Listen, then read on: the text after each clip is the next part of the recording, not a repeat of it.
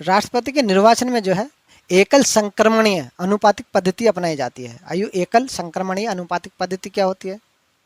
इसको जान लेते हैं। जैसे फॉर एग्जांपल आप ये समझ लीजिए कि 3 शख्स हैं जो राष्ट्रपति के निर्वाचन में खड़े हो रहे हैं। 3 शख्स ऐसे जान लीजिए जैसे ए, बी और सी। अब अगर मैं सांसद हूं या फिर मैं एमएलए हूं और मैं वोट डालने जा रहा हूं, फॉर एग्जांपल मैं सोच रहा हूं चलो मैं सांसद हूं, मेंबर ऑफ पार्लियामेंट, मैं वोट डालने जा रहा हूं, तो ऐसा नहीं है कि मैं सिर्फ ए को ही वोट दे के आ जाऊंगा, नहीं, मुझे ए, बी और सी तीनों जनों को वोट डालना होगा। अगर तीनों जने राष्ट्रपति के निर्वाचन में खड़े हो रहे हैं तो। और डालना कैसे होगा, आधार पर डालूंगा, मुझे सबसे ज़्यादा पसंद कौन है उसे पहले नंबर पर वोट दूंगा, उसके बाद मुझे कौन सा पसंद है उसे मैं दूसरे नंबर पर वोट दूंगा, और उसके बाद में मेरे कौन सी पसंद है जो सबसे बाद में पसंद है उसे मैं तीसरे नंबर पर वोट दूंगा। इस तरीके से जो भी सांसद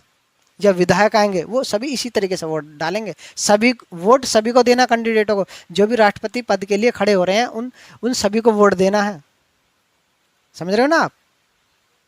जैसे कोई दूसरा विधायक आया, वो राष्ट्रपति के निर्वाचन में हिस्सा ले रहा, वो वोट डाल रहा, तो वो भी जो है अगर उसे लगता है कि बी व्यक्ति मेरा ज़्यादा पसंदीदा है, मैं बी व्यक्ति को जिताना चाहता हूँ, तो बी व्यक्ति को पहली वोट देगा।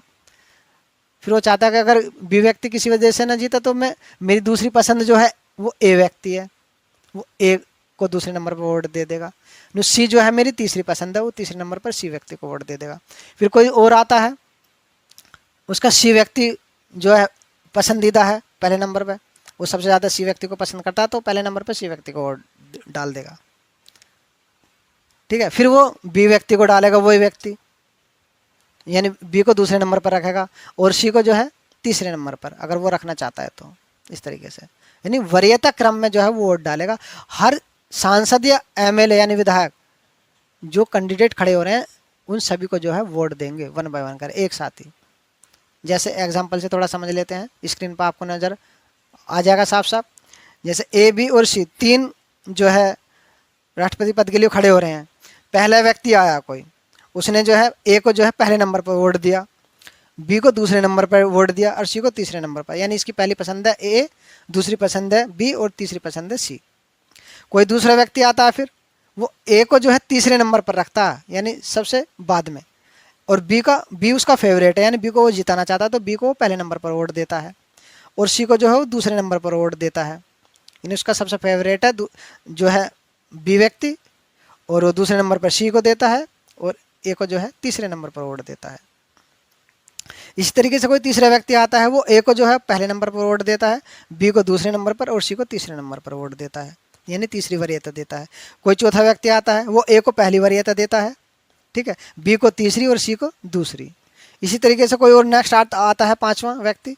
वो जो है ए को जो है दूसरी वरीयता देता है, बी को तीसरी और सी को पहली वरीयता देता है। तो वरीयता के आधार पर ऐसे व्यक्ति यानी सांसद और एमएलए आते चले जाते हैं, और जो है जो राष्ट्रपति पद के लिए खड़े हुए हैं कैंडिडेट उनको वोट डालते चले जाते हैं। या एग्जाम्पल के तौर पर मैंने 5 ही व्यक्ति लिए हैं। अगर आपको सामने स्क्रीन पर नजर आ रहा होगा, अगर हम इनकी वरीयता के आधार पर काउंट करें वोटों को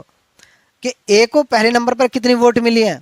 कितने जनों ने वोट दिया, यानी ए कैंडिडेट को कितने जनों ने पहली वरीयता दी है, फर्स्ट नंबर पर वरीयता कितने जनों ने दी है, तो 1, 2 और 3 जनों ने जो है पहली वरीयता दी है ए को, ठीक है, और बी को जो है पहली वरीयता केवल एक जने ने दी है, और सी को भी जो है पहली वरीयता ये भी एक जने ने दी है। तो बी और सी ये जो है ये इनका रिजल्ट जो है फेल का, यानी ये नहीं जीतेंगे, ठीक है, ये इलेक्शन हार गए। और जो सबसे ज़्यादा वरीयता मिली है पहले नंबर पर वो ए को मिली है, यानी 3 जनों ने ए को वोट दिए हैं, और उन्होंने पहली वरीयता एक जने ने दी है, ठीक है, एक जना आया जिन्होंने पहली वरीयता दी है बी और सी को, लेकिन ए वरीयता यानी ए कैंडिडेट को जो वरीयता मिली है पहले नंबर की वो सबसे ज़्यादा जनों ने वो 3 जनों ने दी है। तो जितने ज़्यादा जनों ने पहली वरीयता किसी को दी होगी वही जो कैंडिडेट वो जीता माना जाएगा, विजयी माना जाएगा, बाकी हार जाएंगे, ठीक है। यह है प्रथम चरण की मतगणना, ठीक है। किसी वजह से ऐसा हो सकता है कि 2 जने कि उनकी जो है जो जो कैंडिडेट उन्होंने पहली वरीयता दी है वो सेम सेम आ जाए दो जने, यानी दो कैंडिडेटों के जो है जो उनकी वरीयता क्रम जो है सेम आ जाए, तो फिर द्वितीय चरण की मतगणना की जाती है। जैसे एग्जाम्पल से समझ लेते हैं हम, जैसे कोई चुनाव होता है, उस चुनाव में जो है ए को जो है पहली वरीयता मिली, कोई एक व्यक्ति आया, उसने जो है ए को पहली वरीयता दी, ठीक है, और बी को तीसरी और सी को दूसरी। फिर कोई नेक्स्ट व्यक्ति आया, उसने ए को जो है दूसरी वरीयता दी, बी को पहली और सी को तीसरी। फिर कोई नेक्स्ट व्यक्ति आया, उसने ए को जो है दूसरी वरीयता दी और बी को पहली और सी को तीसरी। फिर कोई नेक्स्ट आया चौथे नंबर पर, उसने जो है ए को पहली और बी को दूसरी और सी को तीसरी वरीयता दी। और फिर कोई नेक्स्ट आता पांचवें नंबर पर व्यक्ति, वो ए को दूसरी वरीयता पर रखता है, बी को तीसरी वरीयता पर और सी को पहली वरीयता पर रखता है। अगर हम इसमें जो है इन 5 जनों की अगर इस तरीके से अगर हम वोट काउंट करें इनकी वरीयता के आधार पर, तो ए को जो है पहली वरीयता कितने जनों ने दी है, 1 और 2, यानी पहले व्यक्ति ने और 1 2 3 4 चौथे व्यक्ति ने, पहले और चौथे व्यक्ति ने 2 जनों ने जो है पहली वरीयता दी है ए को, ठीक है। और बी को जो है 1 2 यानी दूसरे और तीसरे इन 2 व्यक्तियों ने जो है पहली वरीयता दी है बी को, तो इसमें भी 2 जने हैं जो पहली वरीयता दे रहे हैं बी को, और इसमें भी ए में भी 2 जने जो पहली वरीयता दे रहे हैं 2 जने, और सी में जो है केवल 1 जना है पांचवा जो सी को पहली वरीयता दे रहा, तो सी तो जो है वो गया, वो फेल, ठीक है, वो जीता नहीं माना जाएगा। लेकिन जो 2 जने हैं जो पहली वरीयता दे रहे हैं, 2 जने, इनकी संख्या सेम है 2 जनों की, ए और बी को जो पहली वरीयता दे रहे हैं, तो जब इस तरीके से संख्या सेम आ जाएगी तो फिर द्वितीय चरण की मतगणना की जाती है, और इसमें यह देखा जाता है फिर द्वितीय यानी दूसरी वरीयता किसको ज़्यादा मिली है, किस कैंडिडेट को। अब देखो दूसरी वरीयता, पहले को दूसरी वरीयता कितनी मिली है, देखो एक, यानी दूसरे जने ने दूसरी वरीयता दी और पांचवें जने दूसरे जने ने और तीसरे जने ने और पांचवें जने ने, इन्होंने जो है ए को दूसरी वरीयता दी है, तो 1 2 और 3 जने हो गए ये, ठीक है,